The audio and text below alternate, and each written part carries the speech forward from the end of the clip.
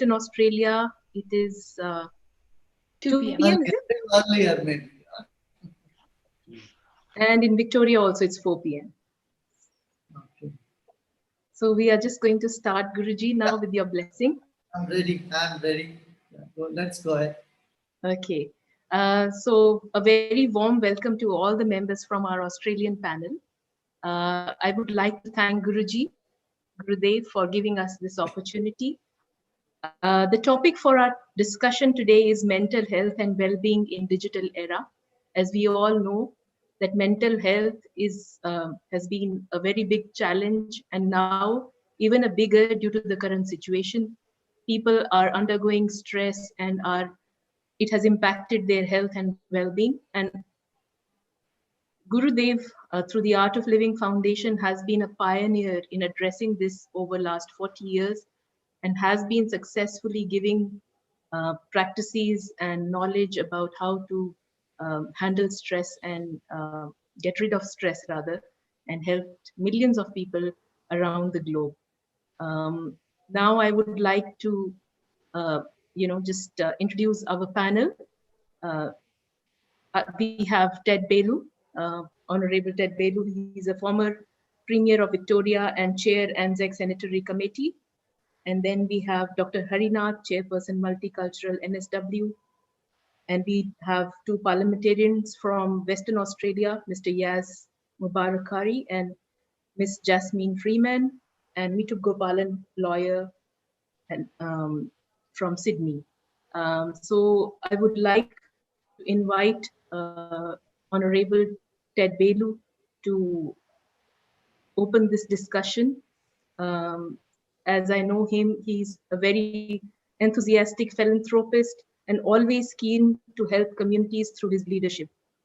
So it's over to you, Ted. Gayatri, thank you very much. And Guruji, it is a joy to speak to you at any time.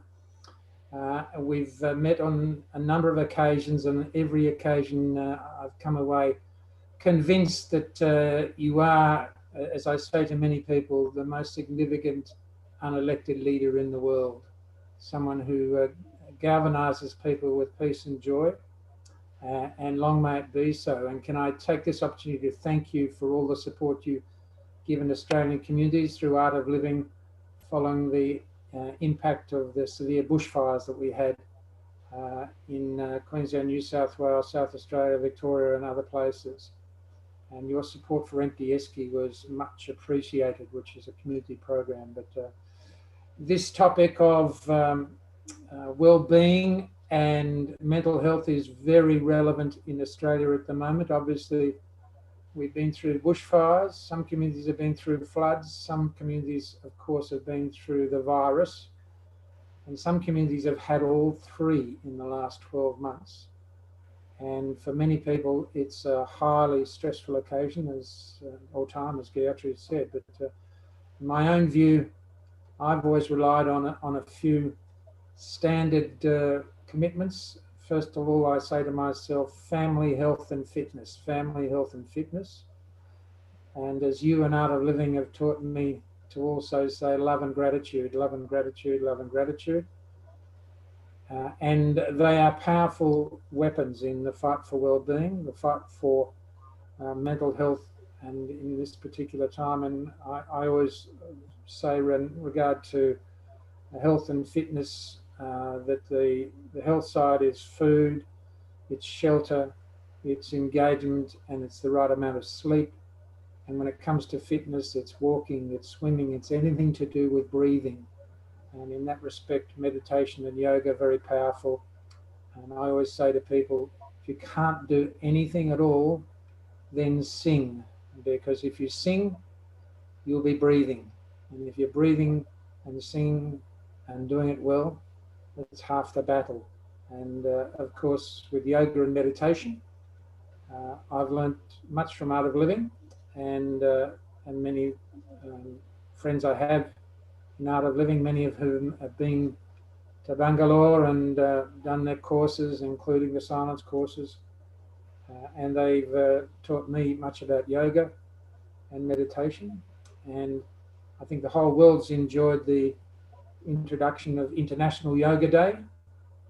which of course is marked in the Northern Hemisphere in June, when you're all warm and cuddly and you can go outside.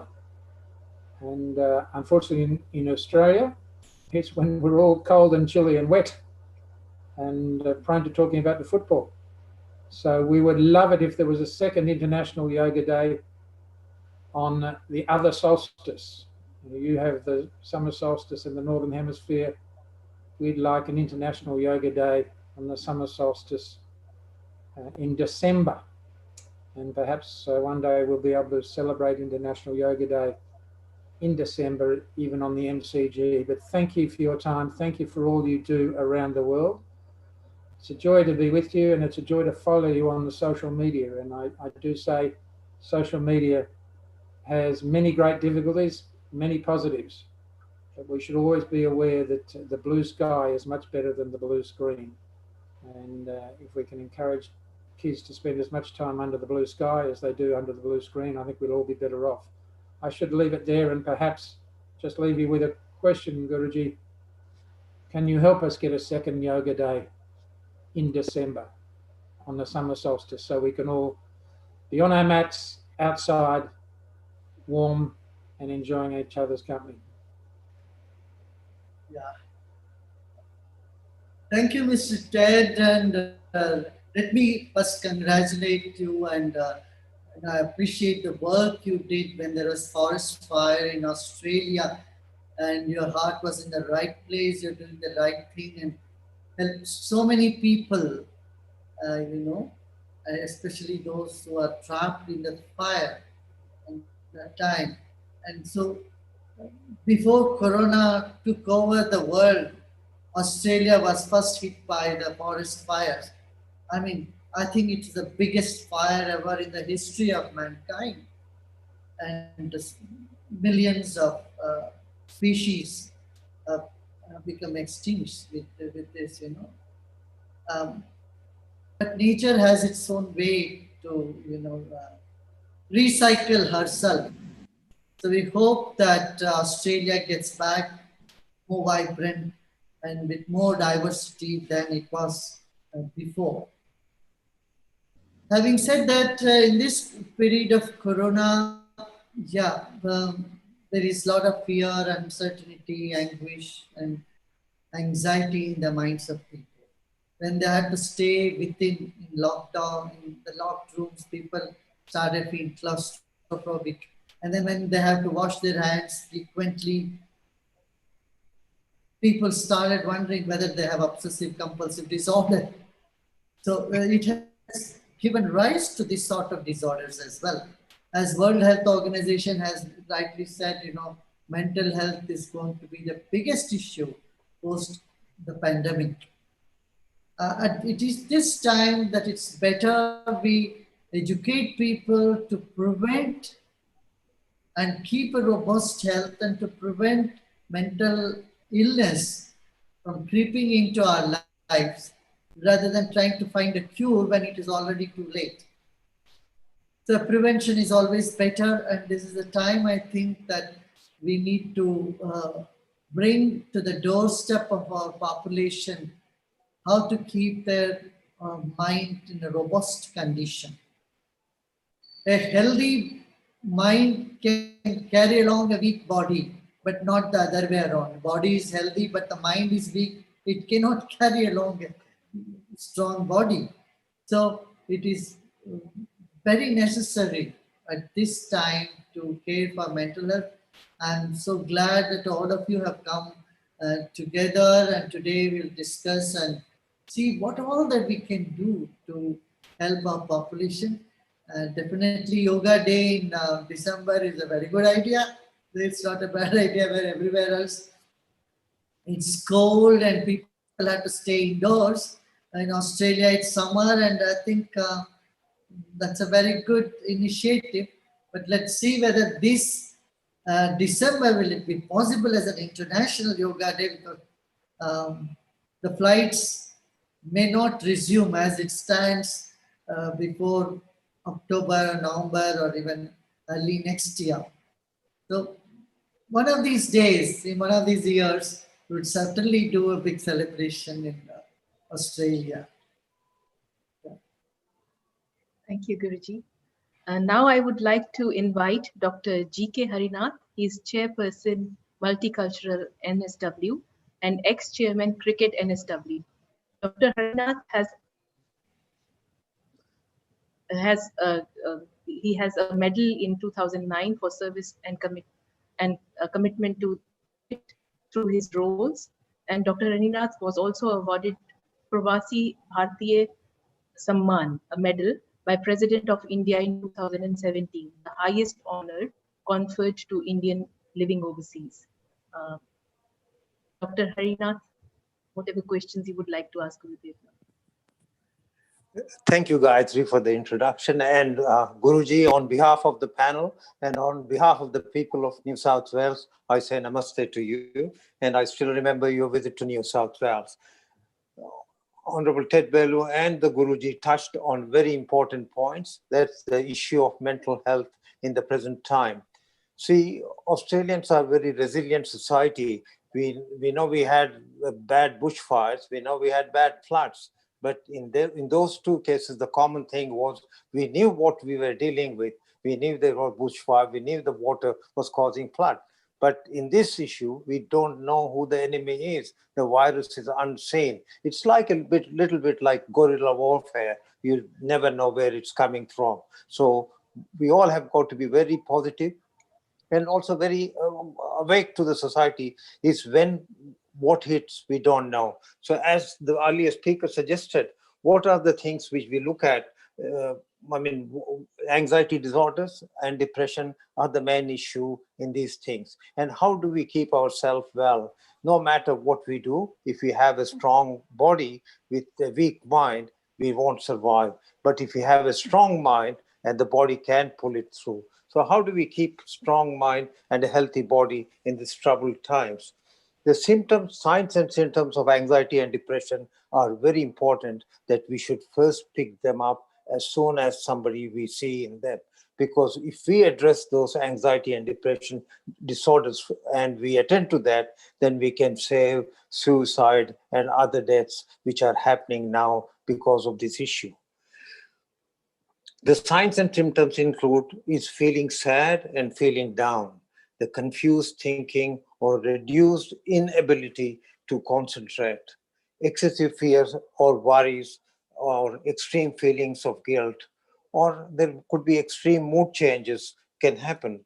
And the other thing we notice is withdrawal from friends and the surrounding, significant tiredness, low energy, and problem sleeping, inability to cope with daily problems. And there are numerous other things which we have in anxiety disorders, and we can go all along for the whole evening.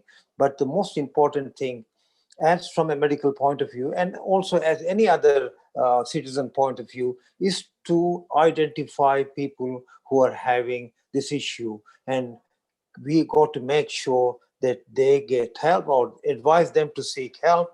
If they are not, then we got to provide them help as much as we can, because one death prevented is another 100 deaths saved. So it is very important we have to address the mental health issue in this present time. So with that, I don't know how much time we have, but I would like to hear the other speakers too. My view is that, look, we are doing very well, and I know all the other states are doing, when New South Wales is also doing their best to compete. I know one sister state, but hopefully they will be over it. And very glad to see Western Australia, South Australia, and Queensland are doing much better. But we'll follow it soon, and we'll make sure that Australia is a safe place to live. And I thank every one of you on the panel, plus Guruji. What you have been teaching us and your lectures have helped us to maintain ourselves in these troubled times. Thank you and namaste.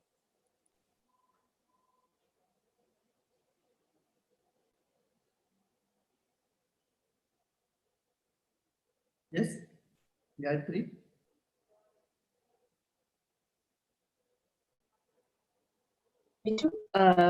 Mitu is practicing solicitor with 20 years of experience. Mitu is a strong supporter, advocate of helping parents who are involved in domestic violence, substance abuse, and mental health issues, especially where children are involved. Mitu, please, I would like you to ask your questions to Gurudev, and also whatever your point of view is, how you have been helping people during this time with your practice. Thank you, Gayatri. Namaskaram, Gurudev. So humbled to be asking this question, Guruji. How can we rediscover our inner wisdom and strength that allows us to be more mindful? In my legal profession, I constantly encounter partners who have endured either domestic violence or single parents who are under immense pressure. To add to it, with the rapidly changing digital world and technology, I believe that we're shifting to a digital mindfulness more than ever.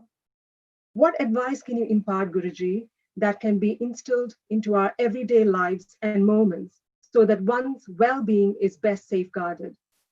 What would you advise, Guruji, in relation to the most effective way to bring awareness and gratitude back into our hectic and fast-paced lives? Namaste, Mituji. A recent study from Yale University on the sky technique, on the Sudarshan Kriya and meditation, they said there is improvement in 6 areas. That is of well-being, of people are getting over depression, stress, and more mindfulness, positive effects, social connectedness, and less of aggressive behavior towards other, more sensitivity. These things have been the effect of practicing meditation and breathing techniques. What we have really ignored is the connection between our breath and the state of mind. Except in the theatrical college or school, where they teach you to express certain emotions, to breathe differently. Nowhere else, clinically, we are not using our breath. This is a science by itself, that for every rhythm of the breath, there is a particular emotion attached.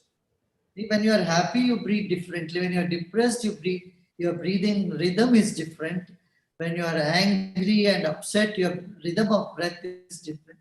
So making use of this clue that nature has given to us. The mind is not so tangible, whereas breath is semi-tangible. Using the breath, we can alter the way we feel. And so we can get rid of stress, we can get rid of anxiety, depression, aggressive behavior. All this is possible. So this is something which we should use it like a tool of mental hygiene. We all have been taught dental hygiene. If you go to Aboriginal groups in the past, maybe 100 years back or 50 years back, they would never brush their teeth because nobody taught them. But as a civilized society, we all learn dental hygiene right from this young age. However busy we are, we don't just rush to the office without taking care of dental hygiene, right? So like that, we need to spend that 15, 20 minutes every day for mental hygiene, where we get rid of stress and tension, feel the freshness in the mind, and our perception should be sharp and accurate. For all these exercises immensely help us. The recent study also in Harvard Medical Institution has also come up with this. I'm talking about these research studies because today we would like to speak on the scientific terms. As on an experiential level, we have been seeing this I have been personally seeing for the last 40 years. People's lives are transformed all over the world, right from Africa to Mongolia. So the secret in our breath and the techniques of meditation immensely transform our lives and, make us see things differently than what we normally in a stressed mind.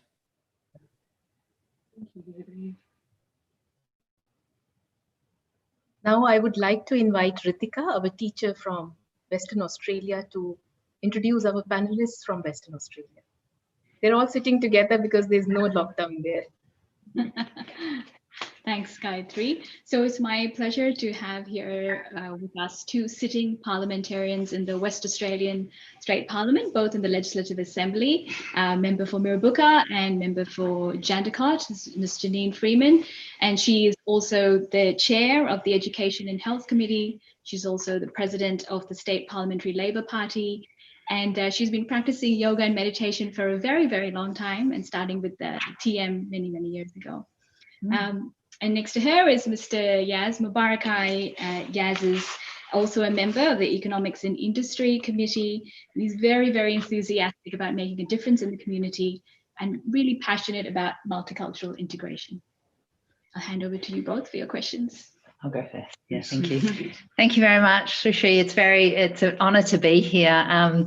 We met Ritika many times at different occasions, and she made herself available to come and teach a number of my colleagues the art of living sky practice, as which was really worthwhile. Can I also just begin by acknowledging the traditional owners on the land on which we meet? It's very important to me to respect that we stand on Whadjuk Noongar land in Western Australia, and we are very privileged to live in such a beautiful country that the First Nations people were here before many of us, and we've been honoured to live in our country. We're particularly happy to be in Western Australia, as the Honourable Ted Baillieu was ribbing us before we came on today. We can sit together in many parts of Australia at the moment because of the virus and because of COVID-19, particularly in Victoria. There are quite harsh restrictions and lockdowns, and that must have a particular impact on the health and well-being of the community there. And we really feel for the Victorians, particularly because they are now having quite a few deaths in their community. And that, can I just say to you, Ted, when we're here in Western Australia and we're watching those things, we really do feel for you. We have had over 100 days of no community contagion. We've only had 9 deaths in Western Australia. And so despite the fact that Australia is working as a nation together, we have a national cabinet that's working really well. There is a sense that I feel that we're watching from afar. We also had fires in Western Australia, but because they happened in our remote parts, Western Australia is a massively large state in Australia, and because they were out in parts that were quite remote, whilst they caused a lot of inconvenience for travellers and some danger for people, again, it didn't impact in our metropolitan major cities. And I think my question to you is, one of the things about a contemplative practice, any practice, whether it's meditation or prayer or any of those things, even when we contemplate, when we wash our hands to keep ourselves safe, I wonder how we can do that practice in a manner that keeps us conscious and compassionate towards those that are not as fortunate as ourselves. Because in some ways, what can happen in our current situation, where we can still have gatherings, where we can sit together, is that you can think somehow that it's because of something that you necessarily did, not because that there were natural advantages of where you are. And so I suppose my question to you is, how do you cultivate that compassion that that can make sure that you recognise the difficulties of others?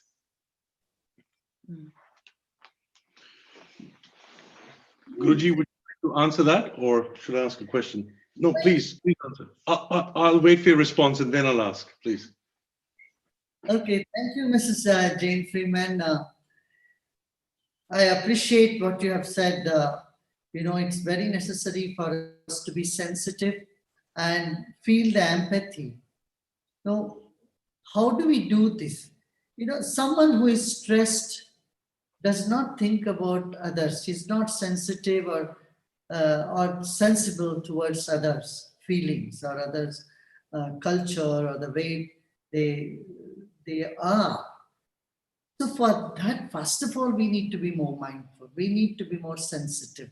And the sensitivity can only happen or come to us when we are free of stress. You see, as common people, we all notice the day we are overloaded with work and in the evening, someone asks a simple question that can throw us off the balance, or at least it causes some irritation to us. So, but at the same time, the same question asked to us on a Monday morning or Sunday evening, we don't react the same way. See? So it all depends on our state of mind. If our mind is in a calm and collective space, we are more attentive, we are more alert, and we are more empathetic, and we are compassionate towards others' needs. It happens to us. But unfortunately, what has happened, neither at home nor in school, we are ever taught how to handle our emotions, especially the negative ones. Nobody teaches us. They teach you how to put on your shoes and how to walk straight or how to do things better, how to drive a car. But nowhere in the education system we are taught, hey, you're getting this buzz in your head. You are about to burst out now.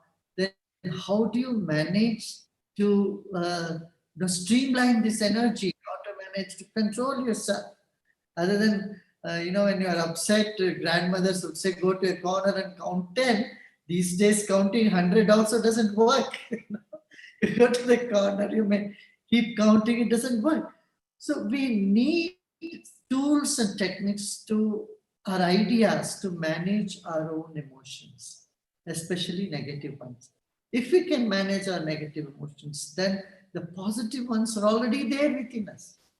We don't need to go somewhere to collect or learn about compassion. Compassion is in our DNA, some sort of, it's ingrained in us. It only needs an expression, and it is the stress and I would say tension which shrouds it, which covers it. Yeah. Kaya Vanju, Guruji. Kaya Vanju is a way of saying hello, namaste, welcome, in a respectful way from the Aboriginal people here in Western Australia. It's sort of part of the Noongar language. It's Kaya Vanju. It's like saying namaste. So Kaya Vanju Guruji, and to everyone on the panel here today, good day from Australia, Western Australia. And I just want to say a big shout out to Ritika here for having Janine and myself present with everyone here, and especially in your grace, Guruji. It's interesting because my question was partly something you touched on, Guruji, and it's important for me to realize in many ways that as adults, listening to most of the questions being asked, we sort of can comprehend, certain pragmatic ways of addressing our issues. But Guruji, you mentioned the key point. It's the young minds. It's the generation that's coming through is where I find what balance and what support can we provide them. Because Guruji, Jerry, who's my better half, and I have got two young kids at the age of 15 and 12 and a bit. And with their growth from the ages of 8 to about now, what we find as parents is exactly that of their exposure to their age group. And in that, Guruji, there's a lot of complexities. I think the complexities start there in terms of their personalities, their personal mindsets, their social pressures, their own thoughts. And I feel that as a parent, it's sometimes really hard to find a way of assisting them with their thinking, because I would, as an adult, having lived on this earth for 44 years, have some background, some knowledge, some experience of my feelings and my mind. But when you're 8, 12, and 15, you're still very young, and your emotions are as much as what we're today as adults. So Guruji, what I would like to hear from you in terms of your thoughts and wisdom is, as a parent and to those other parents that have young minds, what can we do now so that if we come across another pandemic, we aren't really starting to think. We've already thought about it now, because it's a good point to reset our thinking towards the next big pandemic, if there's one. Hopefully not, touch wood. But if there's one. So Guruji, please, if I could just get your insights about how we as mature humans look at what we can do to help the young minds come to a point where they are a better balance when they come to our age. Sorry, it's a bit long-winded. Yeah, yeah. So this is a big issue. You know, young people today are swinging between two extreme tendencies. One is either they close themselves down, and then they are in sort of depression. They go into depression. They stay in isolation. They don't talk to people. They don't smile at anybody. They hardly smile. And this is one tendency. On the other extreme, they're so aggressive. The drop of the hat, they just start throwing things. They become very aggressive, violent on the other side. So if we need to bring our children away from these two extreme tendencies, which they get by media, by watching movies and all that. See, unfortunately, today what has happened? Pride is somehow or somewhat in some way got associated itself with being aggressive. You know, a hero means a macho man means he has to be aggressive. This idea has somehow justified people's aggression. This is something that we need to reorient our children from. You know, I remember when we were growing up, I mean, this is the case all over the world today.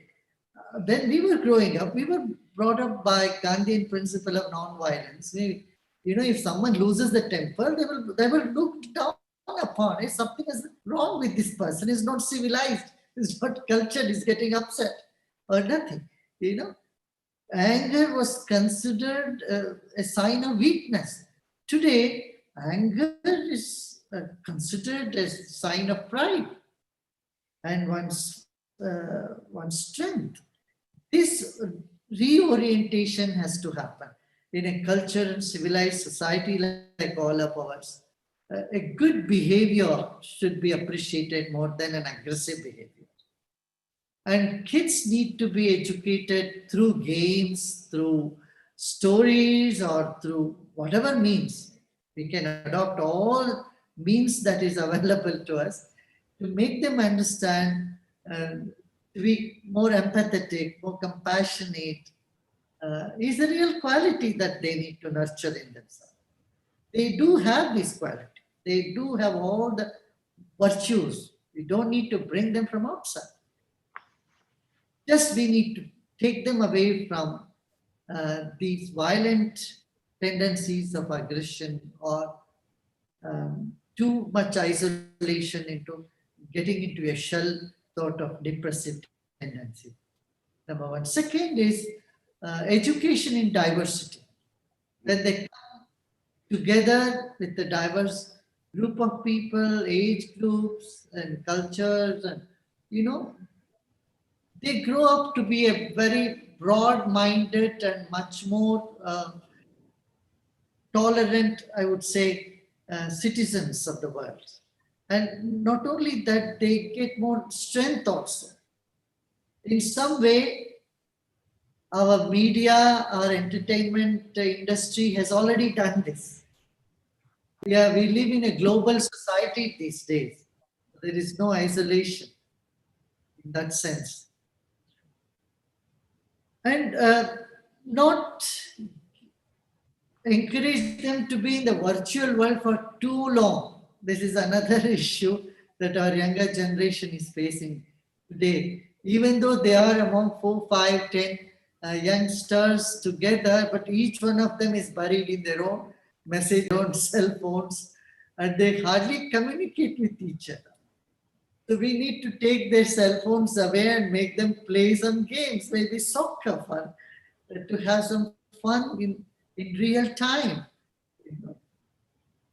And I think families coming together, you know, few families in a community coming together with their children, mingling, having a party, having an excursion to these sort of social activities, I think will bring a better bondage and broader outlook towards life among our youngsters.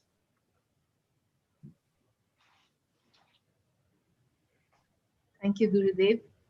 I think Honorable Ted Belu, on a lighter note, had a request for you, which you would like to ask. Yes, yes, Honorable Ted.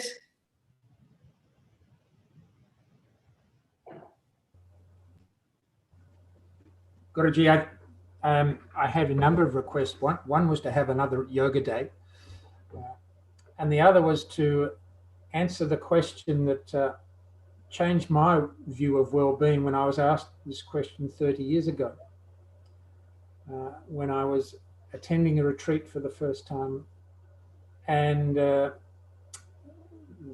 young girl who was looking after us asked me a simple question. She said, "Who taught you to breathe?" And I'd never thought about that question before. And then she said, "When did you learn to breathe?" And I'd never thought about that question before. And can I put the question to you now? Is there what do babies learn about breathing that we have to change? Or do babies get it right and we forget? See, we all have teeth. And I mean, as young kids, we start developing our teeth. But unless until someone taught us how to brush the teeth, we wouldn't have kept all of them intact. Right? In the same way, life begins with the breath. The first thing we did coming into this planet is we took a deep breath in. And then we started crying. Crying is the second thing. If we had not cried, our parents would have cried. So that is the first thing we did is we took a deep breath in. And the last thing we'll be doing on this planet will be breathing out. And the whole time we call life, we keep breathing in and out. But the breath has many secrets to offer to us, for which we have not paid any attention. See, unless and until we learned in our school, in our textbooks, that we have a liver, we have a pancreas, we have stomach, we have intestines, and there are enzymes, there are endocrine system in our body, we would still live. But we would live in ignorance. We will not be aware of what is happening within our own body. In the same way, though we are breathing, nobody needs to teach us how to breathe. We are breathing. But we are breathing without knowing about it and knowing about the advantages it can offer us at times of crisis. Unconsciously we do. Whenever there is a sigh of relief, when there is a relief, we say sigh of relief. We take a deep breath. And when something is so beautiful, we say, "Oh, it's excellent." We inhale slowly. Long and deep inhalation is associated with beauty and sense of pleasure. Whereas a forceful exhalation is a sign of stress and frustration. So this connection between the breath and the sensation in the body and the mind, was discovered by ancient yogis, people who did sat in meditation for hours together. Then they said, hey, look, there is a connection between your breath, your mind, and your body and your well-being. Just like, nature has so many herbs, many different type of herbs. Nature has provided us. But unless until you have this wisdom or knowledge, which herb is useful for which illness or what is the strength of each of those herbs, we will remain in an ignorant world, right? So the medicine got developed by knowing the specialities that each herb has to offer to the human body. In the same way, breathing exercises, different patterns, or you can manipulate your breath to get rid of your stress and strain. These things we need to learn. We all have 10 fingers, but to learn to play music in piano or in guitar, we need some learning, we need some lesson. In the same way, I would say, though we don't need to learn breathing, because breathing is natural to us, still it has many secrets, many avenues. If we learn them, then we find that inner strength, our mind becomes so strong, and there is an unshakable confidence that comes out of these practices.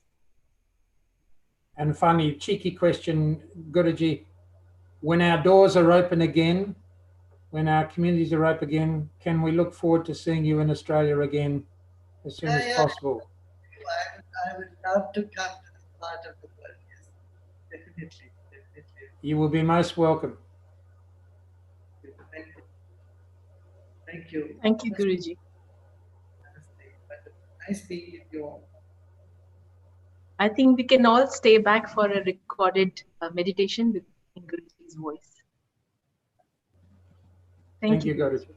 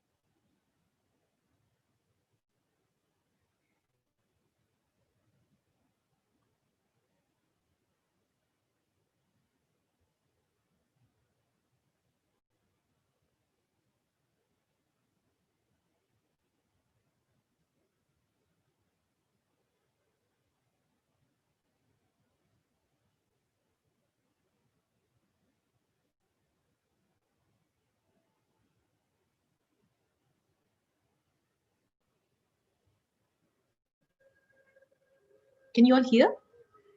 Let's sit back comfortably, easily. आराम से बैठ जाइए.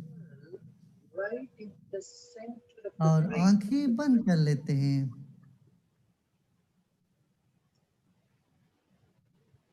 Let us close our eyes.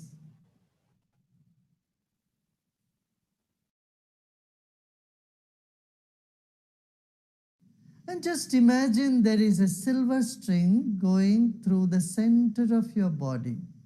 शरीर के बीचों बीच एक तार चल रही हो, ऐसे आप भाव करें।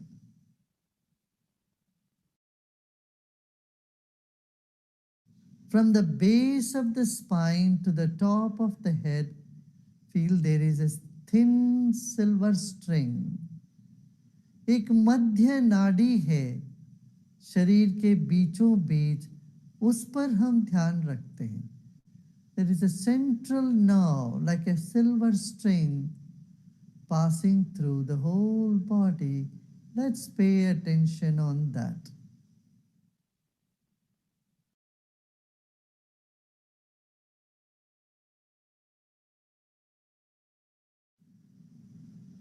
Let's take our mind closer to the central string or central nerve. हम अपने मन को बाहर से हटाकर ये मध्य नाड़ी पर ले जाते हैं। इसमें दाहिने बाएं आगे पीछे सब समानांतर है। That your mind is at equidistance from left, right, front and back. When you put your attention on the silver string that's in the center.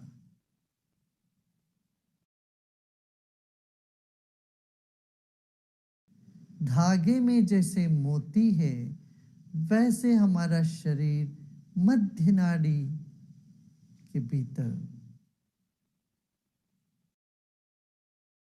The central string is like the bead which has the string in the middle. Our body is like a bead, the central nadi. Take your attention from the base of the spine to the top of the head.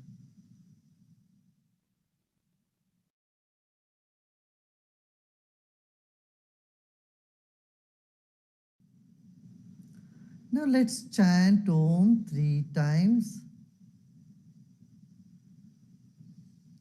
Take a deep breath in, गहरी सांस लीजिए। Om.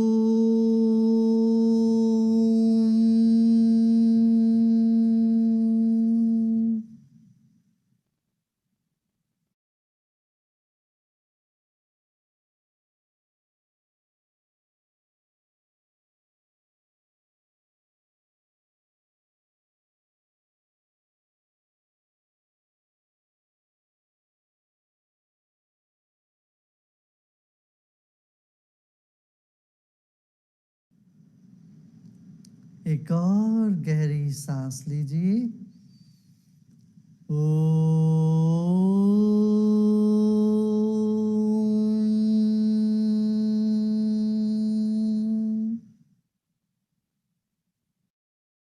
Another deep breath in with a big smile. Om.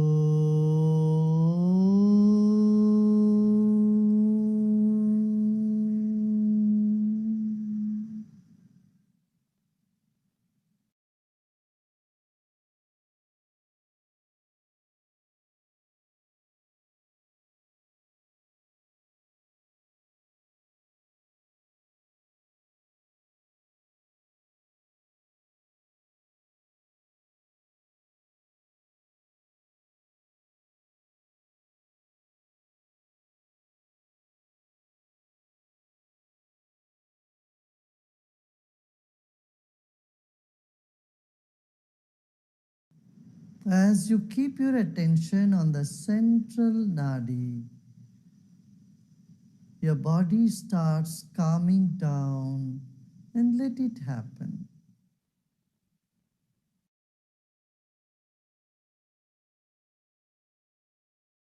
Become aware of the air all around you.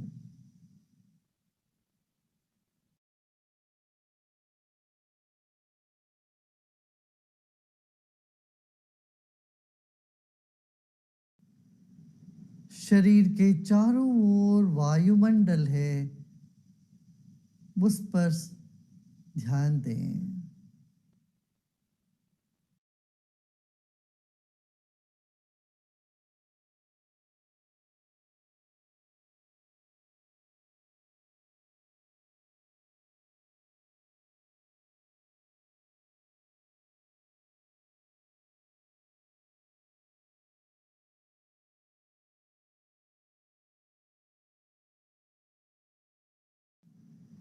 Let's take our attention to the top of the head.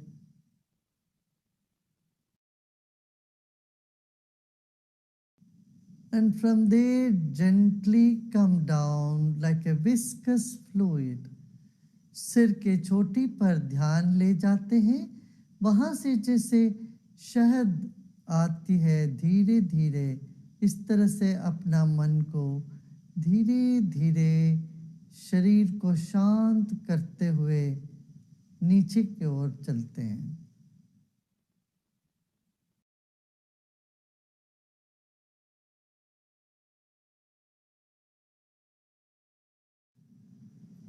Become aware of your head, the forehead and the brain. Just be there. मस्तिष्क के पास अपना मन को रखते हैं, वहीं रुकते हैं, उसको शांत होने देते हैं। एक एक कण, एक एक अणु वहां के विश्राम करें।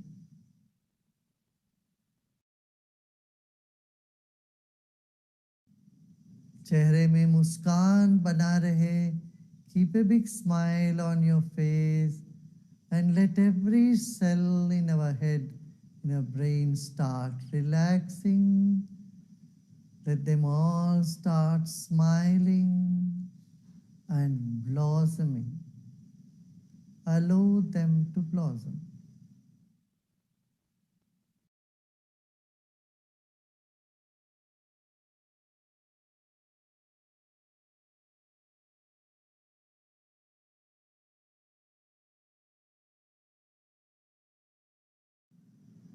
And come down to the eyes. इस वक्त आंख बंद है और मन को और पीछे ले जाएं, सिर के पीछे ले जाएं अपना मन को। Take your mind to the back of the head. As you take your attention to the back of the head, your eyes are getting deep rest.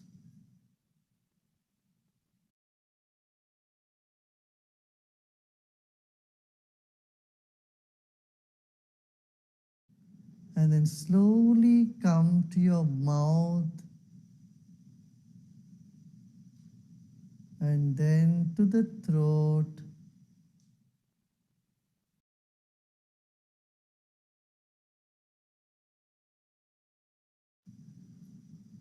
Keep your attention deep in your throat.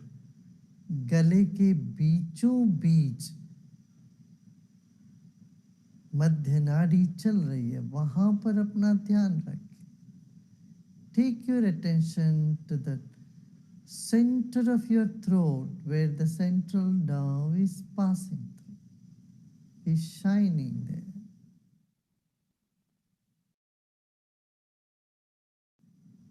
Keep your attention there and notice how your body is settling down and sense of calm is dawning. जैसे गले के शरीर प्रसन्न हो रही है, शरीर के एक एक कण प्रसन्न हो रही है।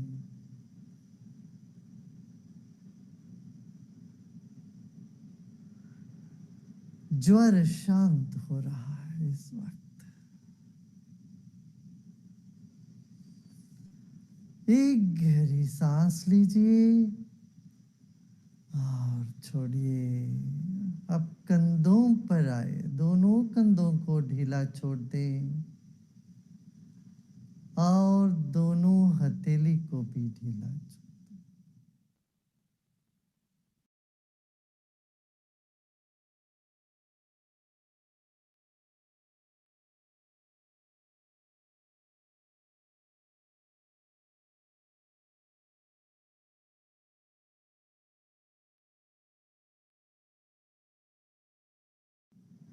Notice the flow or the circulation in your upper arm and then your lower arm and your palms. From shoulders, bring your attention to your palms.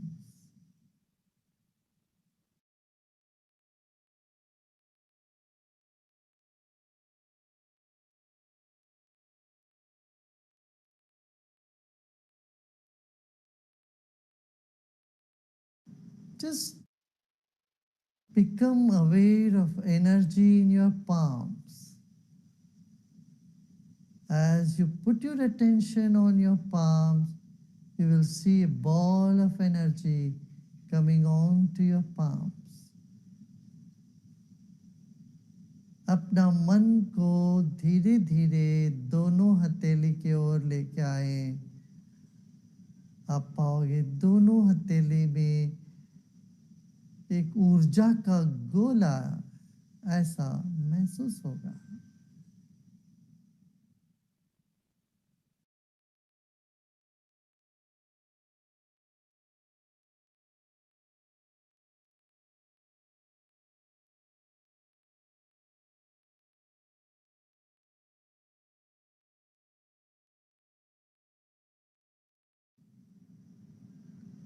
You may feel a ball of energy in both the palms.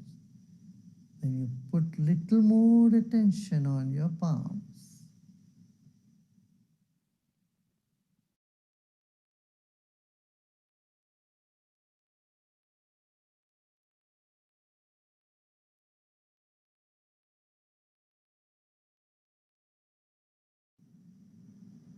Relax and let go all your efforts.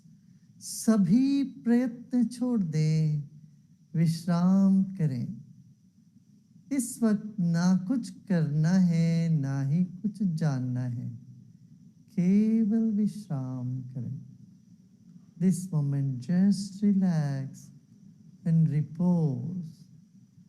Nothing to do and nothing to know either.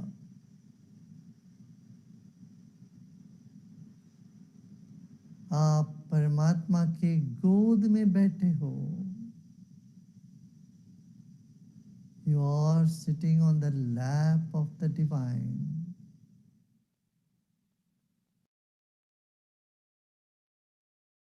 Every cell in your body and every corner of your mind is penetrated by the divinity and belongs to the divine. शरीर के कण कण, मन के कोने कोने ईश्वर का ही है। अपना क्या है? अपना नहीं।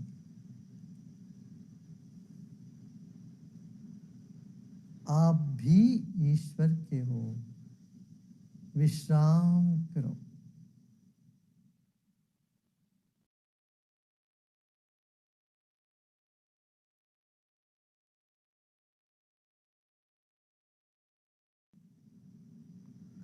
Let go of all your efforts and just let it be.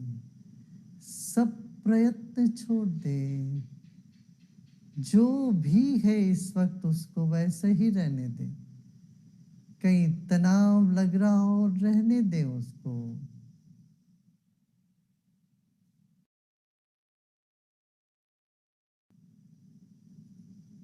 Any discomfort anywhere, let it be, it will dissolve by itself. Let it be. Just mentally say, let it be.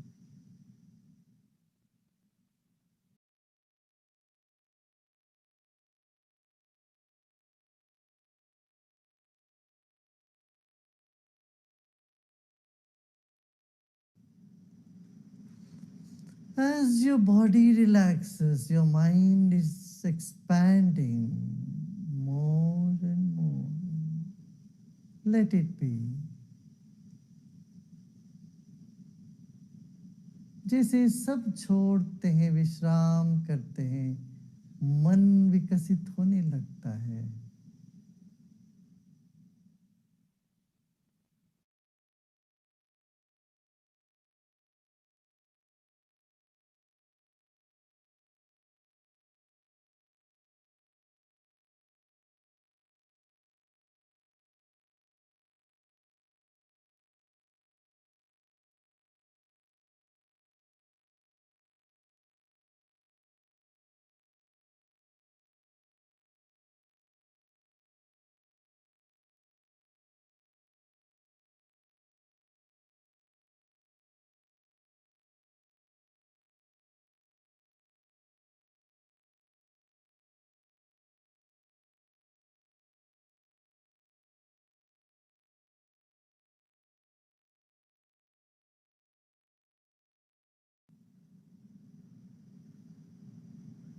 This moment, our body is still, our breath has become subtler, feebler, subtler.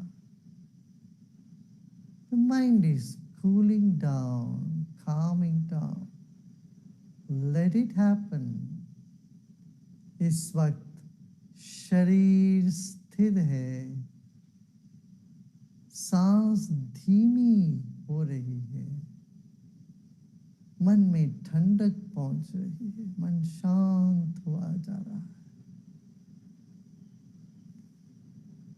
मन फैलने लगा है, शांत होने लगा है। हमारा मन पानी से भी तरल है, हवा से भी सूक्ष्म है, हल्का है, वो फैलता है, बहता है, बहने दीजिए। जो कुछ भी हो रहा होने दें। Our mind is more fluid than water and even subtler than air. Let it flow, let it spread. No effort of any sort. Just let go. किसी तरह का आग्रह नहीं, जो जैसा है वैसा रहने दे।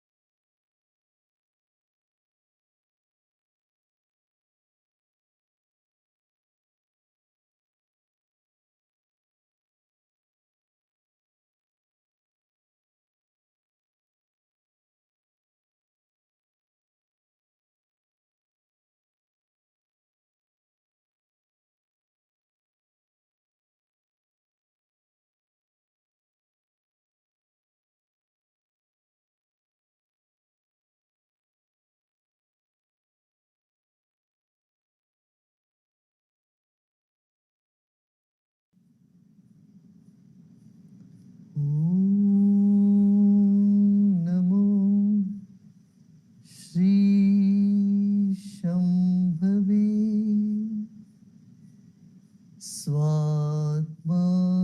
स्वात्मानंद प्रकाश वपुषे ओम शांति शांति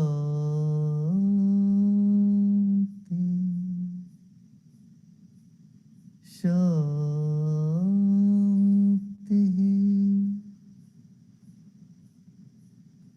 द्योः शांति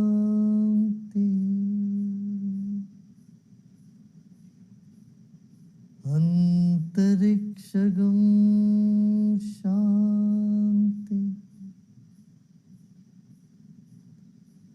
Prithvi Shanti Apah Shanti Oshadhaya Shanti Vanaspataya Shanti Vishve Deva Shanti Brahma Shanti Sarvagvam Shanti Shanti Deva Shanti Sama Shanti Deva Om Shanti Shanti Shanti.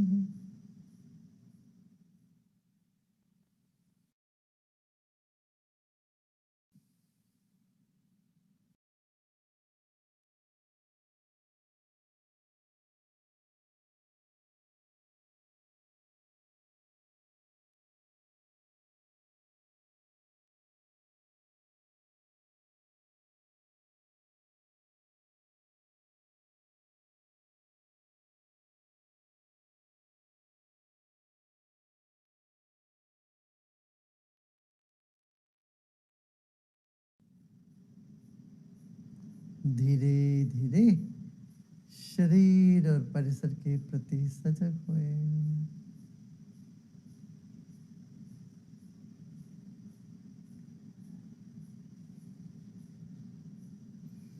मुस्कुराते मुस्कुराते गहरी सांस लीजिए और तृप्ति से वही मुस्कान से सांस छोड़ें। Take a deep breath in with contentment, sense of contentment, and breathe out with the sense of contentment.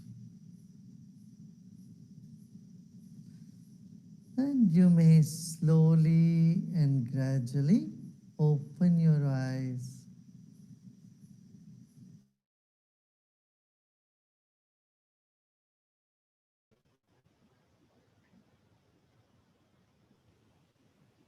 Thank you everyone for joining. And I hope all of you have tremendously gained from this session and be able to apply some of these principles that Guruji has talked about today in a practical life. Thank you, Gayatri. And keep Thank you, helping people. everyone.